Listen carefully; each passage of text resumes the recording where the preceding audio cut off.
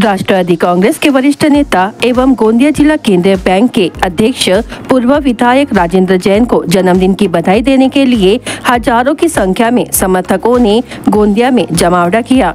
इस मौके पर विधायक राजकुमार बडोले, विनोद अग्रवाल, विजय राहंगडाले, संजय पुराम, राजू कारेमोरे समेत पूर्व विदर्भ के 5 जिलों के कार्यकर्ता और प्रशंसक उपस्थित रहे। सांसद प्रफुल्ल पटेल के करीबी माने जाने वाले राजेंद्र जैन ने अपना जन्मदिन विशेष तरीके से मनाया। उनके समर्थकों ने जगह जगह विभिन्न सामाजिक कार्यक्रम आयोजित किए, कहीं रक्तदान शिविर तो कहीं स्वास्थ्य मेले का आयोजन हुआ।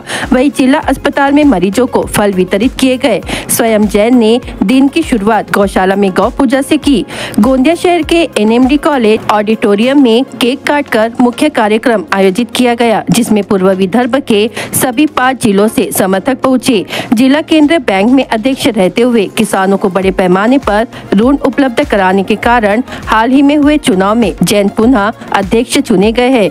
गोंदिया और भंडारा जिले की राजनीति में उनके कामकाज की शैली ऐसी है कि विरोधी दलों के नेता भी मतभेद भुलाकर उन्हें जन्मदिन की शुभकामनाएं देने पहुंचे। आज सकाळपासून माझ्या वाढदिवसानिमित्त मंदिर, गोशाला आणि अनेक कार्यक्रम शाळेमध्ये, स्कूलमध्ये आणि गोंदिया जिल्ह्यात जे आमचे सर्व जे प्रेमी आहे त्यांनी वेगळे वेगळे कार्यक्रम ठेवले आहेत।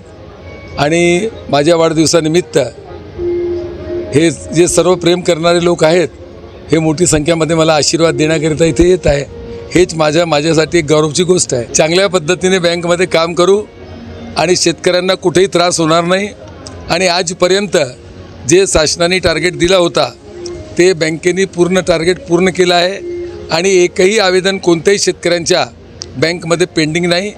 आणि ते आम्ही चांगला काम केल्यामुळे पुन्हा लोकांनी आम्हाला निवडून दिलेलं आहे आणि पुढे याच्यापेक्षा जास्त चांगला काम आम्ही बँकेच्या माध्यमातून करणार। माझे नेते खासदार प्रफुल्ल पटेल जे ठरवतील त्याच पद्धतीने मी काम करणार।